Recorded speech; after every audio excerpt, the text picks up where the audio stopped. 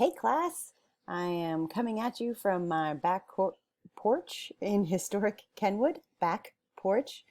Um, and we are recording outside even though it's hot and sticky because there are a lot of people isolating in my house. Four adults, one baby. It's kind of a zoo in there. And the baby's just learned how to say blah, blah, blah, blah, blah. So that's all you would hear in the background. He may still make a cameo. Anyway, I am lecturing here or recording this presentation here to talk about your final communication project. This project has changed a little bit given the current circumstances, but it hasn't changed significantly because it turns out there are lots of different ways that we can communicate about climate change online. So that's what we're going to be doing. The final project is an action project and it requires some form of communication about an aspect of climate change. And this can be communication for the college, for the city, for the township, state, national, international. You can be as ambitious as you'd like to be. This project needs to demonstrate your understanding of climate change denial and psychology, and you need to use climate change communication skills that you have acquired and that you will continue to acquire from this class. The project will include one form of action that is publicly disseminated. The exact form and the exact action itself are up to you. Instead of a presentation in class on your project, you are going to be doing a blog post. And this blog post will be on a new class website that I'm creating right now. And then you will be turning in a synthesis and reflection paper. So where it says presentation, cross this out. You are going to be doing a blog post instead. And I'll give you more information on that as we get closer.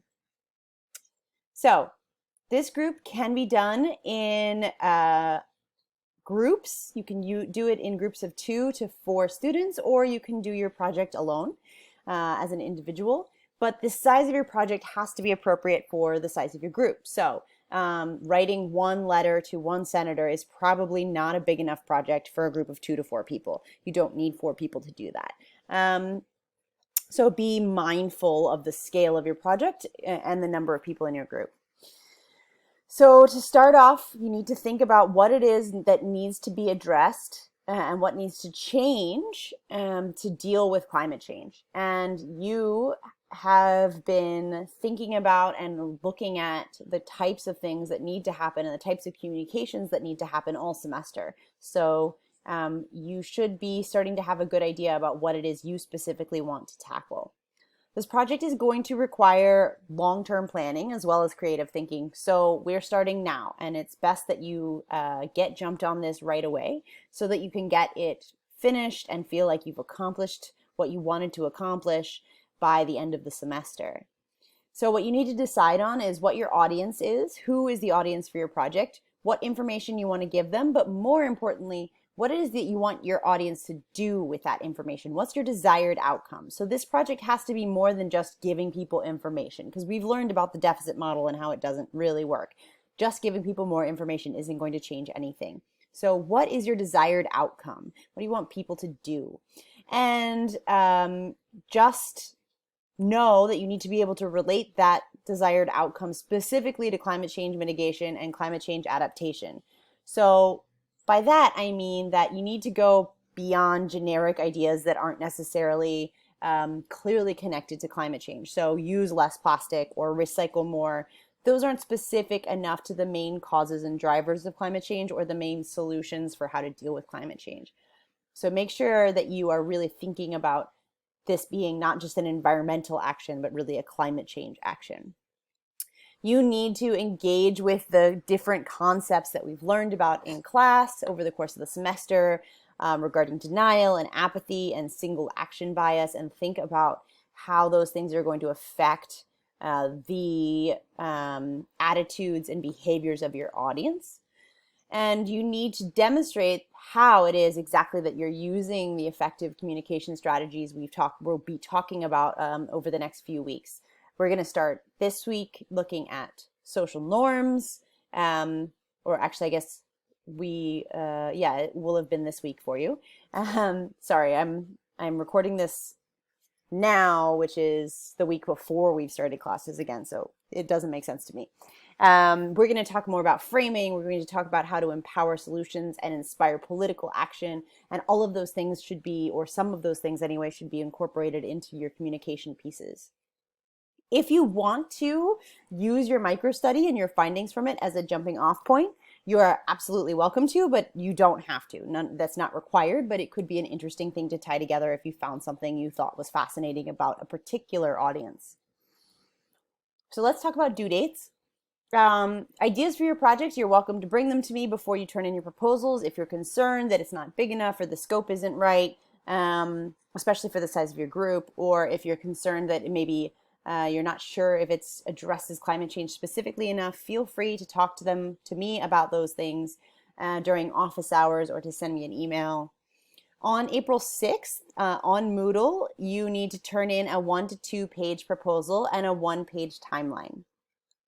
There will be a link. There is a link actually for where you can turn this in on Moodle. And then on May 4th, we have a working session, as in we don't have anything else planned for class, and I will be hosting an open Q&A online where you can either write questions to me or you can join me in a Zoom meeting and ask questions about your project. This, of course, is right before the project is due, so this is really for wrapping things up. If you have other questions about the project, we can talk about them any point during the rest of the semester. You just need to sign up for office hours. The final paper and blog post are due on the last day of class, which is May 6th. So you'll be turning in your reflection, synthesis and reflection paper, which I'm going to talk more about, and you'll be putting up your blog post. And a little bit later, I'm going to give you more information about what's required for that blog post. But that can have things like links to videos, links to websites you might have created. You can post the video right into the blog post or images of what you were doing. So this is an interactive way to make up for the fact that we can't have in-class presentations. So the synthesis and reflection paper, this is due again on the last day of class on Moodle, of course. It should be about 2 to 3 pages, and it should include both a summary of the work that you did and a reflection on what that process was like. What was it like working in your group, or what were some things that were really interesting that happened while you were doing your project that you didn't expect? Those types of things can go in your reflection. The reflections are turned in 1 per student. The blog post, if you're doing a group, you can have just 1 blog post for your group, but you need to each turn in your own synthesis and reflection paper, 1 per student. Your reflection paper has to include at least 3 class resources, so explaining exactly how you used course resources in your project, and it should demonstrate that you did outside research as well. So, whoops, wrong way. Let's talk about the possible types of projects you can do. Now, these have narrowed down a little bit, given that we can't meet with people one-on-one. You can't organize a protest on campus with, 30 people or more because no. But here are some of the ideas, things you could do. You can make videos just like you might have before. You can create videos to communicate or to inspire action and just share them online on social media or on YouTube, probably on both. You could create a podcast or an audio recording and share that publicly, or even submit it to a radio station. You can create a digital campaign, and I'm going to have more information on that for you. You can create a white paper or a policy paper and share it with lawmakers. You can lobby a politician. You can start a letter writing or a postcard writing campaign. Those are really fun ways to engage a lot of people into creating some sort of action and inspiring lawmakers to do something. You can submit communication pieces like written pieces to media outlets. So for instance, an article to a newspaper. You can do an online lecture for another class on campus, or you could even perhaps deliver an online lecture or what's it called? A learning activity. That's not the word I want, but whatever. If you know someone who's a teacher and who's teaching from home right now, they may love to have extra help if you wanted to do something like that for them. You can publicly present an art project. So in this case, that would mean creating your art piece and then sharing images of it or video of it or something online with additional communication information. You can't publicly play a board game right now, obviously, but you could perhaps create an online video game. You can really think of almost anything as long as you get it approved by me. So if it's something you really don't know if it will work out well, please make sure you talk to me about it. I'd like to tell you some of the cool things that students have done in the past. Some of these you won't be able to do exactly the way they're being done, but a lot of them could be adapted to be done only online. So I did have a student create a podcast on solar energy in Florida that was really interesting. One student created a website for letter writing, which included templates for people to write letters that they could send to local politicians, content information for the politicians, ways to look up information about your state and about their renewable energy in your state. That was really cool. I've had students design beautiful pamphlets that they've handed out Saturday morning market with petitions. Can't do that one right now, but you could definitely do online petitioning. I had a student write an article about solar energy that was published in The Current. I've had a student paint a massive mural on campus that was really cool. I have had students create teaching materials and distribute them to local elementary school teachers and even teach an in-class, which you could do online lesson. You could do videos. I had one student do a stop motion animated video about climate change that she later sent to Planet Forward. And then I had one group of students create a proposal to install solar parking awnings on campus and actually take that proposal to the head of architecture and sustainability directors on campus. You could do that or something like that, but also just submit it online to the head of architecture and ask for perhaps an online meeting. So these types of things can still be adapted, most of them anyway, to be done online. I wanted to go back and talk a little bit about digital campaigns. There is a lecture that will be posted on Moodle. It's probably up there now. That is a guest lecture from Dawn Shia. And Dawn is the National Political Director for Student PIRG.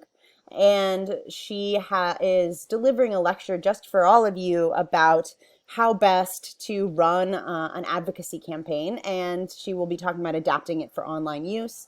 And there's also a link on Moodle to a list, I'm going to pull it up for you right now, a list of online tactics for working on environmental advocacy campaigns or advocacy campaigns in general. So here we have Moodle, and you'll see I'm in editing mode right now, but on April 1st, underneath of that, here are the project guidelines. This is the document for the guidelines for the final project. And this is the online tactics library. And if you click on this, this is being edited in real time by people from different organizing groups trying to move everything remote. And you can see that there are campaign tactics for media, for social media, for creating videos. So these are other ideas for things that you could be doing to run an online campaign. Be sure that you watch Dawn's video that I've posted on Moodle. It'll be really helpful for figuring out how to tailor your tactics to best meet your goals or your objectives for your project. And also it talks about backward planning, which will help you to understand how best to plan out a timeline for what you want to get done in the amount of time that you have for this project. So, with all of that being said, make sure that you check out the guidelines. Again, they're on Moodle right here underneath of April 1st.